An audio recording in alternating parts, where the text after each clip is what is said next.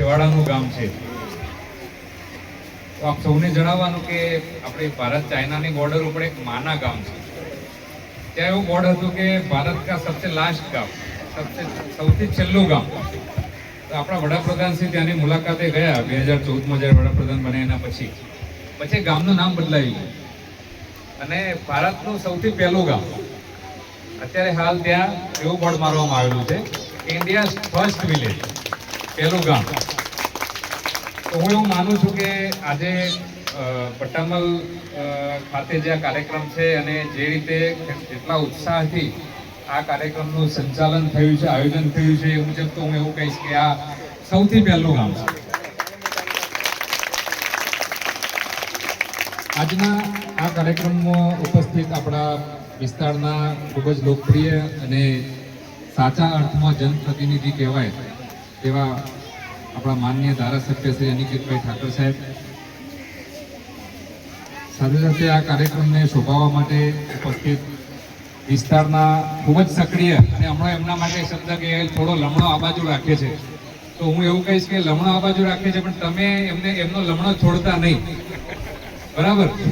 એટલે આપણે ખ્યાલ આવી ગયો છે હું કોની વાત કરું છું તે, બરાબર? તો આપણા વિસ્તારના ખૂબ જ સક્રિય અને શાલીન એવા અગ્રણી શ્રી ફતાભાઈ, CWCના ચેરમેન શ્રી જયેશભાઈ, તાલુકા સંગઠનના અગ્રણી એવા શ્રી રમેશભાઈ, સાથે સાથે આ કાર્યક્રમમાં ઉપસ્થિત આગેવાન એવા શ્રી તલાજી, શ્રી શામરભાઈ, સ્થાનિક અગ્રણી શ્રી ચરણસિંહ,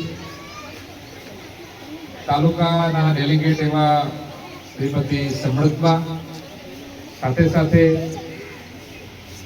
ગામના તમામ ઉપસ્થિત વડીલો કે જેમની સાથે મારે આજે ફોટોગ્રાફ લેવાનો છે એવા તમામ વડીલો, ખૂબ જ સારી સંખ્યામાં ઉપસ્થિત અન્ય બાળકોના વાલીઓ, સ્ટેજ ઉપર અને મારી પાછળ પણ ખૂબ જ મોટી સંખ્યામાં ઉપસ્થિત આગેવાનો, ભાઈઓ બહેનો, કાર્યક્રમનું સરસ આયોજન કરનાર શાળાના આચાર્યશ્રી તથા શાળા પરિવાર, તેમજ આ કાર્યક્રમ અનુસંધાને દેખરેખ માટે જેમની નિયુક્તિ થઈ છે તેવા સિયરશ્રી એવા શ્રી ત્રિવેદી સાહેબ તથા શ્રી જેમરભાઈ, અને ખૂબ જ આનંદિત અને આજે જેમનો પ્રસંગ છે જેમના માટે શ્રી પ્રહલાદભાઈ શ્રીમાળીએ ખૂબ જ અંતરથી ગીત ગાયું છે.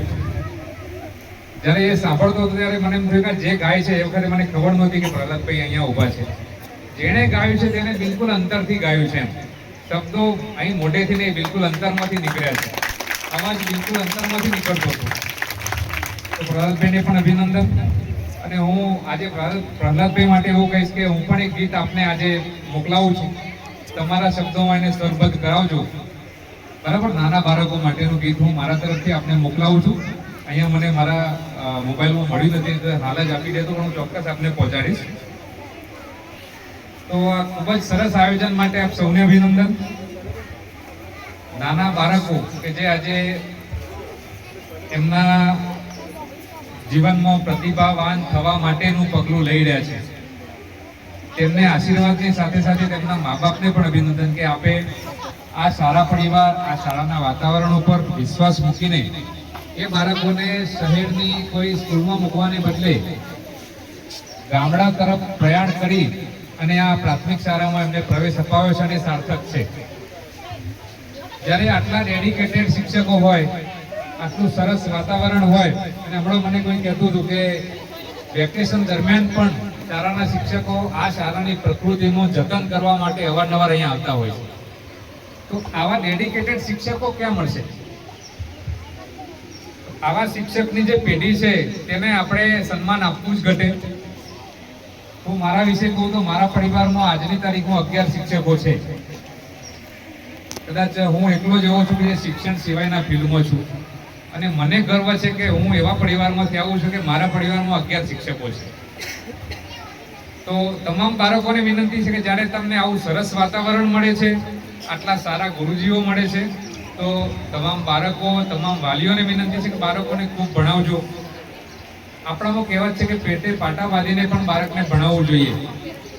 સાચી વાત છે. વિસ્તાર થોડો તાલુકાના અન્ય વિસ્તારો કરતો છેવાડાનો વિસ્તાર છે એવું સાહેબ કહેતા હતા.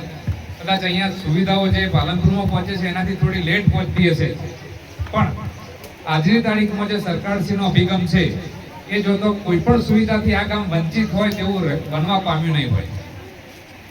આપના બાળકોને આપની સ્કૂલને તમામ સુવિધાઓ અહીંયા મળી રહેશે એની અહીંયાથી વહીવટીતંત્ર તરફથી તો હું ખાતરી આપું જ છું, પણ હું ચોક્કસ એ પણ કહું છું કે ભવિષ્યની તમામ સુવિધાઓ અહીંયા મળી રહે તે માટે આપણી અહીંની નેતાગીરી, સ્થાનિક આગેવાનો અને માન્ય ધારાસભ્યશ્રી સતત જાગૃત છે અને આપને કદી પણ એ બાબતમાં નિરાશ નહીં થવું પડે એની હું ખાતરી આપું છું.